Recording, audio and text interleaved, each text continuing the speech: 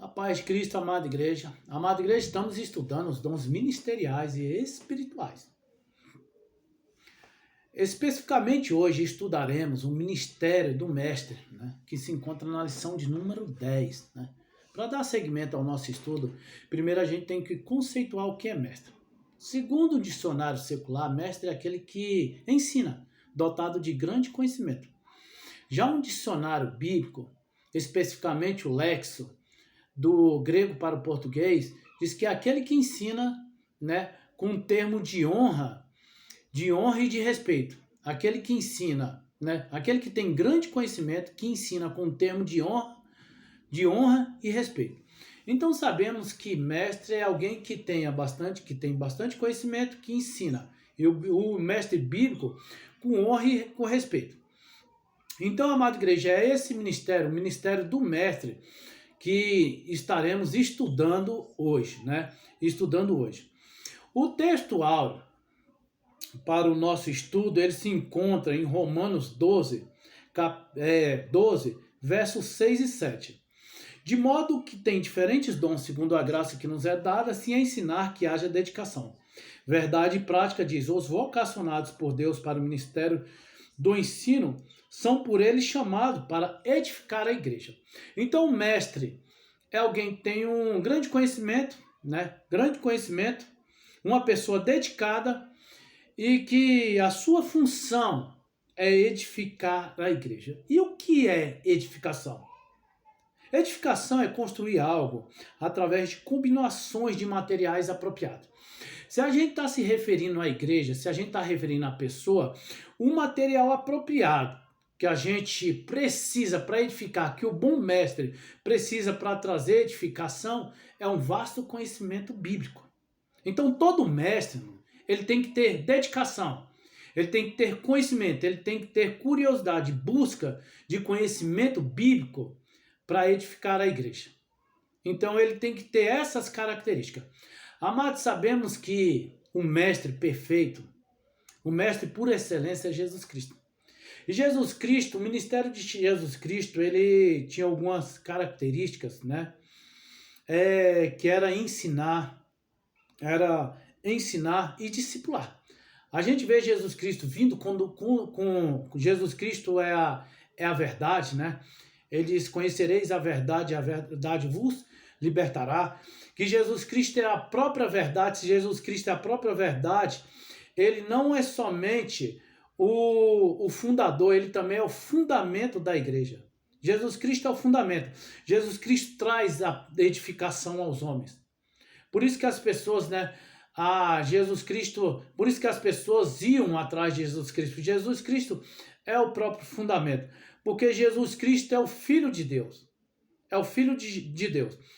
Amado igreja, Jesus Cristo, quando ele veio com esse ministério, Jesus Cristo ele veio com o seu ministério glorioso, o ministério de ensino, discipulando as pessoas, preparou, os seus discípulos, e Jesus Cristo também ele envia seus discípulos, Jesus Cristo, como mestre, ele ensina e manda os seus discípulos para que seus discípulos também, amada igreja, trouxesse edificação, levasse edificação para as pessoas.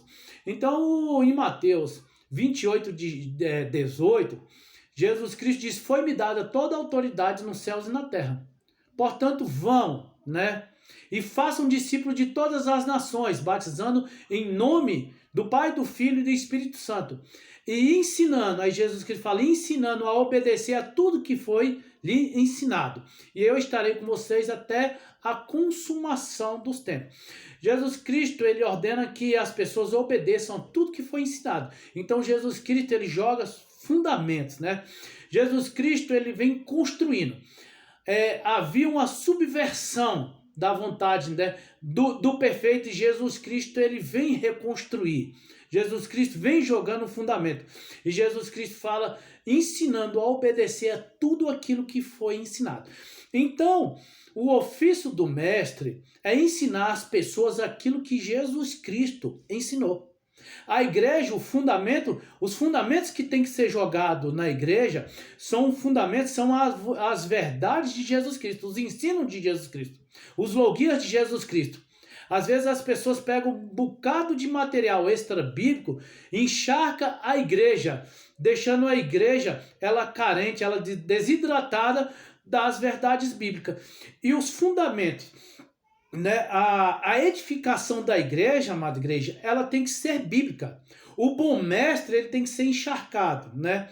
Ele tem que ter uma erudição bíblica para edificar a igreja. Aquela pessoa que ele não tem, ele não tem conhecimento, ele não tem vontade de buscar conhecimento, ele não tem dedicação, a dedicação para edificar a igreja, ele não é um mestre chamado por Jesus Cristo. O mestre, ele é chamado por Deus. Muitas das pessoas, eles se intitulam mestre, amado. Às vezes tem até um conhecimento, um bom conhecimento, mas o conhecimento dele, às vezes, ele contrasta com o comportamento. E a gente vê com termo de honra e respeito. Às vezes a gente vê pessoas cheias de conhecimento, mas o comportamento deles, né, é convexo ao conhecimento. Então o conhecimento, ele tem que ser, amada igreja, inerente ao comportamento. O bom mestre, assim como ele é encharcado de conhecimento, ele tem um viver prático daquele conhecimento. Esse é o bom mestre. Amados, e Jesus Cristo quando diz ide, né? Ide por todas as nações. Uma passagem interessante que diz a respeito do ofício do mestre, ele fica em Atos, versículo 13. Atos, versículo 13, né? 13, que fala sobre a missão de Barnabé e Paulo. Barnabé e Paulo. O texto diz bem assim: na igreja de Antioquia havia profetas e mestres. Barnabé, Simeão, por sobrenome Níger, Lúcio de Cirene, Manaém, que fora criado com Herodes, o tetrarca, e Saulo, que é Paulo. Enquanto servindo ao Senhor e jejuando, disse o Espírito Santo a ele: separe-me Barnabé e Paulo para a obra que eu lhes tenho chamado. Assim, depois de jejuar e orar, impuseram as mãos e enviaram. O interessante aqui, amada igreja, é que esse texto tem algumas particularidades, que é o seguinte: o Espírito Santo que chama. E depois que o Espírito chama, você vê a igreja impondo as mãos e enviando. Então o mestre, ele tem que ser reconhecido pela igreja. Tem que ser reconhecido pela igreja. E aqui você vê, amada igreja, Barnabé e Paulo, eles sendo enviados à igreja gentílica. O mais interessante aqui, amada igreja, é que até o capítulo 12, a proeminência do ministério apostólico sobre apostólico, né? É sobre Pedro. Você vê as mensagens que Pedro trazia. Pedro, né? Ele falava todo, né? Ele anunciava Jesus Cristo. Primeiro ele citava todo o antigo pacto e falava que Jesus Cristo era a confirmação, era a substância do antigo pacto, que tinha que ter necessidade das pessoas se arrependerem, que as pessoas que se arrependessem seriam salvas. E ali Pedro anuncia, né, há um rompimento do antigo pacto para a graça. E esse rompimento, esse cisma se dá na pessoa de Jesus Cristo, pela verdade. Então eles vêm anunciando essa verdade. As mensagens de Pedro, eles não ficam, amados, em conhecimentos superficiais, não. Eles buscam esse conhecimento no antigo pacto, na lei dos profetas, anunciam a lei dos profetas que culminam em Jesus Cristo. E as pessoas se convencem daquela verdade, né, e se rendem, se arrependem de seus pecados, e ali eles são enxertados na igreja de Cristo. A gente vê uma mensagem maravilhosa, e a mensagem de Estevão também. A mensagem de Estevão é uma síntese do antigo pacto. Então, quando a gente vê a mensagem de Estevão, sobre ele trazendo a palavra, né, de Deus, a gente vê uma pessoa encharcada de conhecimento, alguém que tem propriedade do que ele falava. Ele não falou algo, né, não trouxe algo superficial para convencer as pessoas. Ele trouxe, né, a verdade, aquilo que as pessoas, que era comum às pessoas. Porque o ministério dele se dava o quê? Na Judéia em Jerusalém, na Judéia e na Galileia. São pessoas que a religião judaica era comum para eles. Então eles vêm e anunciam Jesus Cristo e as pessoas se rendem pelaquela mensagem maravilhosa, cheia de conhecimento e poder, né? E é uma mensagem de pessoas que foram enviadas por Deus. Então eles veem o ministério apostólico deles, amada igreja, eles não ficam somente como apóstolos, eles vêm como mestres porque eles trazem conhecimento. Então o rompimento aí no capítulo 13 é interessante porque é o seguinte, porque aí Pedro, ele fica até o capítulo 12. No versículo 13, os demais capítulos giram em torno de Paulo. Com Pedro, a ênfase era na igreja judaica, em Jerusalém e na Judéia. Já com Paulo, o foco é na igreja gentílica, dispersa por todo o mundo. Aí é que entra a missão do mestre. Amados, muitas das pessoas, de forma errada, eles pensam que é uma loucura a chamada de Paulo. Eles falam, a chamada de Paulo é uma loucura, um perseguidor da igreja. Amado, a chamada de Paulo é algo de Deus. É algo que Deus escolheu Paulo para isso, desde o ventre da mãe dele. Quando Paulo ele lança suas credenciais, fala que foi doutrinado aos pés de Gamaliel, ele fala que já estava buscando conhecimento. Ele não sabia ainda o que era, né? Para que era, mas ele já estava assim buscando conhecimento porque ele sabia que tinha uma obra poderosa sobre a sua vida. Mesmo que o entendimento, Paulo não tinha um entendimento perfeito, mas Paulo já era zeloso dentro daquele antigo pacto. Então Paulo ele vem com esse ministério, né, de mestre. Você vê que as cartas confeccionadas por Paulo, só o mestre pode fazer isso.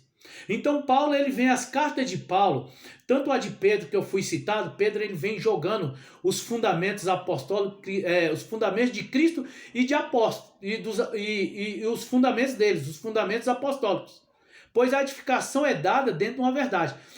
Paulo ele vem, amada igreja, a preparação de Paulo, como eu já tinha dito, Paulo ele se prepara desde criança. E quando ele fala doutrinado aos pés de Gamaliel, e ele tinha uma proeminência sobre os demais alunos. E ele joga umas credenciais, ele fala que era da tribo de Benjamim. Amada igreja, quando Paulo diz quando é da tribo de Benjamim, ele diz que é aquele que carrega a tradição de Cristo. Então Paulo ele já tinha um vasto conhecimento, é aquele que tinha um compromisso com a tradição, com a vontade de Deus, de levar a mensagem de Deus. Ele não sabia para quem, né? Mas ele ali, a caminho de Damasco, teve um encontro com Jesus Cristo e aquilo que estava oculto foi revelado e ele viu que a chamada dele, amada igreja, ela não consistia somente a Jerusalém, né? Ia ser na Judéia, Galiléia, Samaria e os confins, né? Nos confins da terra. Então Paulo ele vem construindo, né? Paulo ele constrói cartas para edificar a igreja. E a edificação da igreja é sobre a amada igreja, sobre Cristo. Próximo Paulo, se as pessoas veem o ensinamento de Paulo, o ensinamento de Paulo, ele consiste na pessoa de Cristo, porque a pessoa de Cristo é a confirmação da promessa do antigo pacto. Então um mestre da igreja, ele vai centralizar Cristo na igreja. Tudo aquilo que sair de Cristo, amada igreja, vai ser subversão. A igreja ela tem que ser cristocêntrica. Então o mestre o que? Ele vai dar a honra, vai dar a glória a Jesus Cristo. O homem ele não vai em busca de glória. O conhecimento buscado, o conhecimento adquirido, amado, vai ser para glorificar a Jesus Cristo. Centralizar Jesus Cristo na igreja. Que a fé das pessoas, né?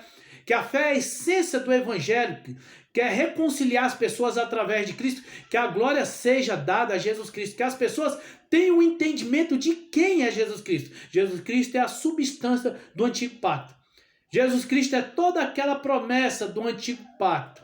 Então Jesus Cristo é isso. Então as cartas, amada igreja, a edificação, além de confirmar quem é Jesus Cristo, a messianidade de Jesus Cristo, que Jesus Cristo, Filho de Deus, que tabernaculou entre os homens, viveu cheio de graça e verdade, amada igreja, e deu a sua vida em resgate de todo aquele que nele crê. Paulo vem revelando, vem mostrando que Jesus Cristo, sobre lançando esses fundamentos, os fundamentos apostólicos. E os fundamentos apostólicos vêm destruir toda a pretensão que se levanta contra a igreja. Toda subversão que se levanta, eles vêm destruindo as cartas para a edificação da igreja. Então, um bom mestre, amada igreja, ele tem que trazer edificação. A edificação não é a edificação do nosso próprio entendimento, é a edificação bíblica, a edificação da vontade de Deus. A edificação que reconcilia as pessoas a Deus, que reconcilia o mundo a Deus. Um aperfeiçoamento. O aperfeiçoamento é restaurar algo à sua condição original ou perfeita. Reconstruir algo à sua condição original e perfeita é realocar o homem à comunhão com Deus em Jesus Cristo. É isso edificar.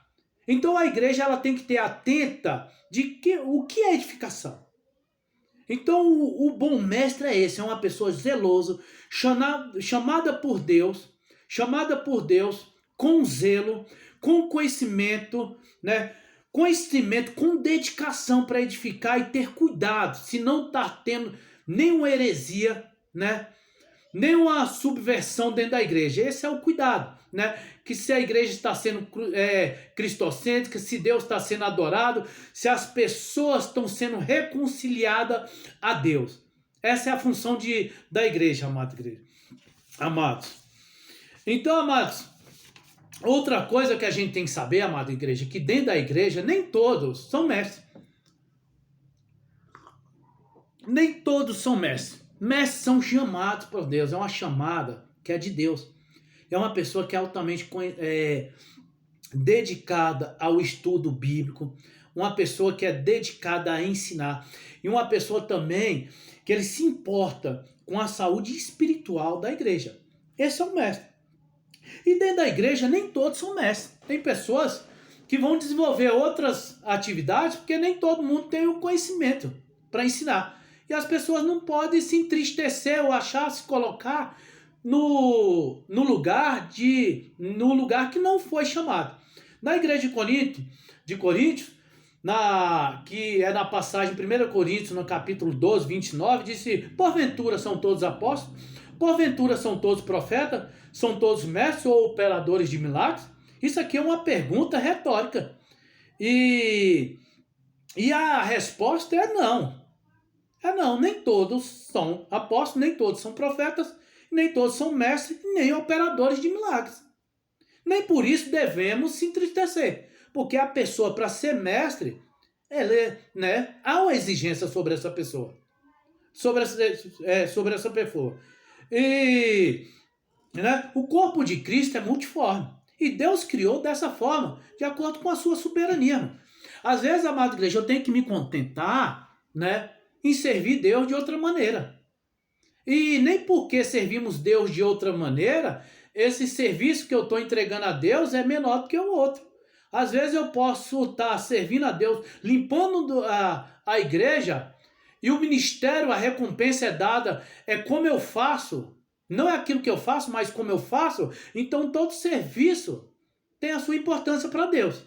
Seremos galardoados não pelo aquilo que fazemos, mas como fazemos para Deus, Então podemos servir o Senhor de várias maneiras, Dentro da igreja, fora da igreja, servir Deus com o nosso tempo, com o nosso recurso, com o ministério que fomos chamados por Deus, E ninguém tenha um conceito elevado de si mesmo, mais elevado que deve ser, irmão. Mesmo uma pessoa que é chamada para ser um mestre, alguém cheio de conhecimento, e a gente tem essas pessoas na igreja, a gente não pode ter um conhecimento mais elevado, Mais elevado que deve ter, que ninguém tem um conceito, a gente não deve ter um conceito de si mesmo mais elevado do que deve ter. Então a gente tem que ter uma certa humildade. Todo cargo, as pessoas têm que servir com humildade. Então a gente tem que falar, nem todos são profetas, nem todos são apóstolos, nem mestres e nem operadores de milagres. A gente tem que se contentar naquilo que a gente foi chamado. O mestre, amada igreja, são pessoas que altamente estudiosas, pessoas que investigam, pessoas que se dedicam, a pessoa compromissada com a saúde espiritual da igreja, né? Compromissada em fazer a vontade de Deus. Então, né, a chamada dele é específica, tá? O texto áureo já diz isso, que tendo diferentes dons, segundo a graça que nos é dada. Então Deus deu diferentes dons e cada um deve se contentar com aquele que nos foi dado. Tanto que nem todos, amada igreja, nem todos são mestres. E também temos mestres sem entendimento dentro da igreja. Mestres sem entendimento e falsos mestres também dentro da igreja. Mestres sem entendimento, né? Paulo cita em 1 Timóteo, né? No capítulo 1, no verso 6 e 7. Diz que ele recomenda a Timóteo que ordenasse que as pessoas que estavam ensinando doutrinas falsas, que deixasse de dar atenção a mitos e genealogias intermináveis, que causavam controvérsias, em vez de promoverem a obra de Deus. Às vezes, amada igreja, a gente vê pessoas cheias de conhecimento, só que não é mestre chamado por Deus. Porque as pessoas se enchem de erudição, né? Bíblica, para trazer contenda dentro da igreja. Discussão, que não leva... que fala aqui o contexto sobre discussões sobre genealogias intermináveis. Então, às vezes, as pessoas só querem causar confusão com o conhecimento que ele tem. Eles não querem aplicar o conhecimento nas pessoas, edificar as pessoas. Eles querem causar confusão. E Paulo ordenou para que essas pessoas não ensinassem essas coisas. Não ensinar. Que essas pessoas são doutores sem entendimento. E tem gente de jeito. A gente vê isso, amado igreja. Isso é fato dentro de igreja. Que pessoas buscam conhecimento, amada igreja. Às vezes, ou para discutir, ou se não para desenvolver uma teologia que ela não é bíblica, que não é vontade de Deus. Amada igreja, de falsos doutores, né? Mas essa questão de doutores sem entendimento, né? Diz que Agostinho de Hipona diz que no essencial é necessário que a igreja tenha uma unidade. É necessário, nas coisas essenciais, que Cristo crucificado, nas coisas essenciais, amada igreja, que é o Espírito Santo como penhor da salvação, nas coisas essenciais, que é a palavra de Deus soberana, que as coisas espirituais, que a salvação, as coisas essenciais, que a salvação é pela fé, nas coisas essenciais, que Cristo é Deus, né? Cristo morreu por todos. Isso a gente tem que ter unidade. Né? Na dúvida de alguma coisa, a liberdade, mas em tudo em amor. Então, amada igreja, a igreja ela tem que ter uma unidade no essencial, na verdade, naquilo que edifica, naquilo que traz construção para a igreja, naquilo que traz um comportamento, um padrão bíblico, um padrão de Deus, um comportamento sadio, né? A igreja tem que ter unidade. Amada igreja, a gente vê também os falsos doutores. Paulo fala em 2 Timóteo 4,3, diz que prega a palavra a tempo e fora de tempo, repreenda, corrija, exorte com toda paciência e doutrina, pois virá um tempo que as pessoas não suportarão a sã doutrina, ao contrário, sentirão coceiras nos ouvidos e juntarão o mestre para si mesmo, para seus próprios desejos. Se fosse o pastor João tivesse dando esse ensino, ele ia perguntar para vocês, será se tem pessoas hoje na igreja desse jeito? E vocês responderiam, né? Temos, prega a palavra a tempo e fora de tempo, porque chegará um tempo que as pessoas não suportarão a sã doutrina, né? Corrige, exorte, né? Repreenda com toda a paciência, pois virá um tempo que não suportarão a sã doutrina, ao contrário, sentirão coceiras aos ouvidos e juntarão mestres para si mesmo, para seus próprios desejos. Amada igreja, vai chegar um tempo, e esse tempo Paulo anunciou que prega a palavra, a tempo fora de tempo, pois chegará um tempo. Amada igreja, esse tempo chegou. As pessoas não suportam a sã doutrina. Né? Ele fala, não suportam. E as pessoas hoje, eles se desenvolveram, né? De instituir os mestres para seus próprios desejos. Nós vemos crentes nominais que seguem seus próprios desejos e que se cercam de pregadores que oferecem as bênçãos de Deus a parte do perdão divino e a salvação a parte do arrependimento por parte deles. Querem ser entretidos com ensinos que irão produzir sensações agradáveis. Os ouvintes ditam o que devem ser pregados. Amada igreja, hoje pelo fato da a igreja, ela está sendo tão bombardeada por teologias, né? Por teologia liberal, triunfalismo, teologia da prosperidade, da missão integral, teologia inclusiva, teologia feminista. Às vezes hoje as pessoas não querem mais serem edificadas. As pessoas não querem mais ouvir a verdade. Então elas vão juntar, né, mestre para os seus próprios desejos. E esses mestres, eles são construídos, são, né, para construir sermão de acordo com a demanda deles, amada igreja. Isso a gente vê que é nítido. Mas a gente sabe, amada igreja, que o mestre verdadeiro, ele não age dessa forma. Em Tiago diz que, meus irmãos, não sejam muito de vocês mestres, pois vocês sabem que nós que ensinamos seremos julgados com maior rigor. Amada igreja, o mestre, ele tem consciência da responsabilidade que foi atribuída para ele. Pelo fato de o mestre ter mais conhecimento e saber que o mestre, e pelo fato do mestre saber que está lidando com pessoas, o rigor que ele será julgado será muito mais. Então, o verdadeiro mestre, ele tem consciência de um julgamento escatológico vindouro. O verdadeiro mestre, ele tem consciência de uma saúde espiritual, irmão, dos ouvintes. E ele se importa. Aí Tiago vai falar que, pois vocês sabem que nós que ensinamos seremos julgados com maior rigor. Amada igreja, então aqui, a responsabilidade do mestre, amada igreja, é muito maior.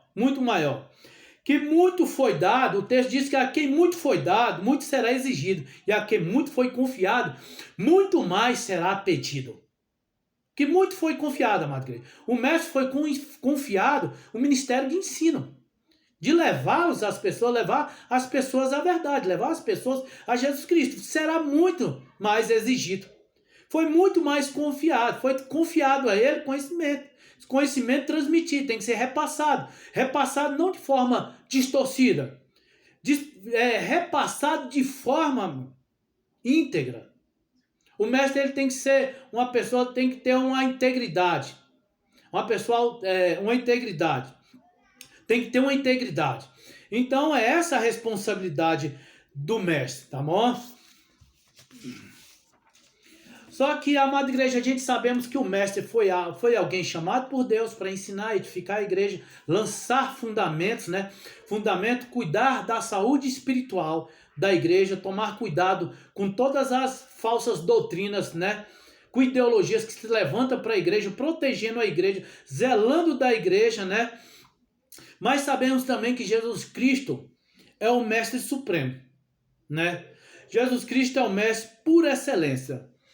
Então o texto diz, Jesus foi por toda a Galiléia ensinando na sinagoga deles, pregando as boas novas, curando todas as enfermidades e doenças entre o povo. Notícias sobre ele se espalhava por toda a Síria. E o povo lhes trouxe todos os que sofriam de vários males e tormentos, endemoniados, loucos e paralíticos. Amada igreja, paralítico. Então Jesus Cristo, amada igreja, ele tinha aqui uma excelência. Diz Jesus Cristo, ele ensinava. Além de Jesus Cristo ensinar, o ministério de Jesus Cristo por excelência, Jesus Cristo ensinava, diz que Jesus Cristo curava todos aqueles que eram levados a Jesus Cristo. E por que Jesus Cristo ensinava e curava? Amada igreja, um texto muito interessante que tem em João 3, onde há um diálogo entre o mestre da lei que é Nicodemos, e Jesus Cristo. E o mestre da lei fala assim: mestre, sabemos que ensina da parte de Deus, porque ninguém pode realizar os sinais e milagres que estás fazendo se Deus não estiver com ele. Amada igreja, então sabemos que Jesus Cristo ele ensinava e realizava milagres porque Deus estava com ele. Deus estava com ele. Então o ministério de Jesus Cristo sobre o ensino, sobre o mestre de ensinar, e aqui Nicodemos sabia que a testificação de Cristo eram os sinais que Cristo produzia. Só que esses sinais, amada igreja, esses sinais que Jesus Cristo produzia era para lançar luz para a sua messianidade. Quando Jesus Cristo lançava luz para a sua messianidade, através dos milagres, as pessoas davam atenção para Jesus Cristo. Aí Jesus Cristo ensinava as pessoas. E o ensino ensinava as pessoas. E o ensino diz que Jesus Cristo, quando ensinava, em Mateus 7, 28 e 29, quando acabou de dizer essas coisas, as multidões estavam maravilhadas com o ensino de Jesus Cristo, porque Jesus Cristo ensinava com quem tem autoridade, não com os mestres da lei. Jesus Cristo, quando ensinava com autoridade, não como os mestres da lei, porque Jesus Cristo testificava, comunicava aos homens. O ensino de Jesus Cristo era dado por Deus. Jesus Cristo comunicava aos homens aquilo que era a vontade de Deus. Os logias de Jesus Cristo, né? Os ditos de Jesus Cristo era o que Deus queria falar para as pessoas. Aí as pessoas ficaram maravilhosas. E o texto diz que as pessoas comprimiam Jesus e ficavam maravilhosas porque o ensino de Jesus Cristo não era como os mestres da lei. Os mestres, as pessoas estavam cansadas, né, com o peso dos ensinos do mestre da lei, porque eles citavam outras fontes, e essas fontes, elas agregavam muito peso, e eles ignoravam, muitas das vezes, a lei e os profetas. E Jesus Cristo, ele diferente dos profetas, ele vem comunicar somente aquilo que é Deus, porque a preocupação de Jesus Cristo era trazer edificação. Então o bom mestre, a preocupação do bom mestre é edificar. Amada igreja, então o texto diz que as pessoas ficaram maravilhadas. Amada igreja, tem um pensamento muito interessante, tem uma teologia muito interessante de Joaquim Jeremias. Joaquim Jeremias, ele pega esses ditos de Jesus Cristo, quando Jesus Cristo ensinava, e as pessoas iam atrás de Jesus Cristo, e Jesus Cristo produzia os milagres, e as pessoas ficavam maravilhadas, porque Jesus Cristo ensinava não como os mestres da lei, mas com quem tinha propriedade. Jesus Cristo pega esses logias de Cristo para o quê? Para confirmar também a messianidade de Jesus Cristo, a deidade. Joaquim Jeremias é um teólogo pós-iluminismo. Iluminismo é um movimento filosófico do século XVIII que centralizava o homem e o conhecimento. E esse movimento, ele tirou a deidade de Jesus Cristo, colocando Jesus Cristo como Jesus Cristo histórico. Tirou a cristologia, né? A cristandade de Jesus Cristo, colocou Jesus Cristo como Jesus Cristo histórico. Joaquim Jeremias, para devolver, né, a messianidade de Jesus Cristo, ele faz o quê? Ele pega os ditos de Jesus Cristo, aquilo que Jesus Cristo falava às pessoas, aquilo que Jesus Cristo edificava a pessoa.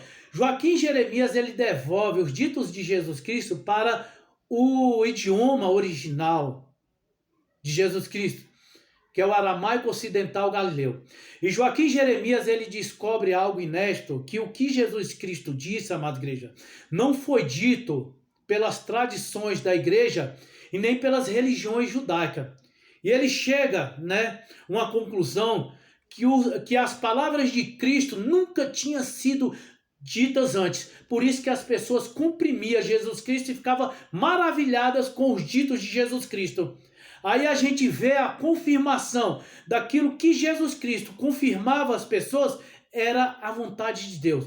Era o reino de Deus dado aos homens, a vontade de Deus, né? Deus falando aos homens na terra, né? Um Deus emanente, né? A pessoa tendo o prazer de ouvir a própria voz de Deus. Amada igreja, então, quando a gente vê, né, Jesus Cristo, ele exercendo o ofício de mestre, a gente vê o mestre comunicando aos homens a vontade de Deus, né? Como o bom mestre trazendo edificação aos homens, né? Que toda aquela subversão, ele vem destruindo toda aquela subversão. Então ele vem reconduzir o homem de novo a Deus. Então o mestre, ele é uma pessoa cuidadosa que se importa com as pessoas, se importa com a saúde, né, espiritual das pessoas, né, para que as pessoas possa ter um encontro com Deus, a saúde da igreja. Então, amada igreja, assim como Jesus Cristo, né, o ministério do mestre tem que ser semelhante ao de Cristo. Todo mestre tem que ser cuidadoso. Todo mestre tem que comunicar às pessoas, não as coisas do nosso entendimento, mas aquilo que Deus quer que falamos, né? Então, a edificação da igreja é dada através da Bíblia. A edificação da igreja, ela é bíblica. Então, o mestre, ele tem que tomar cuidado, né? Pelo zelo da igreja, pelo zelo, pela condição espiritual da igreja, sempre um bom mestre. É uma pessoa cheia de conhecimento, não um conhecimento para se vangloriar desse conhecimento, mas uma pessoa que é carregada de um conhecimento prático, uma pessoa espiritual, uma pessoa comprometida com a igreja, com o corpo, uma pessoa comprometida com o viver santo, em fazer a vontade de Deus, uma pessoa altamente comprometida com o reino de Deus, tá bom? Esse é o mestre. Eu espero que as pessoas tenham entendido esse ofício do ministério do mestre ou do doutor, né? Que tem muito mais né?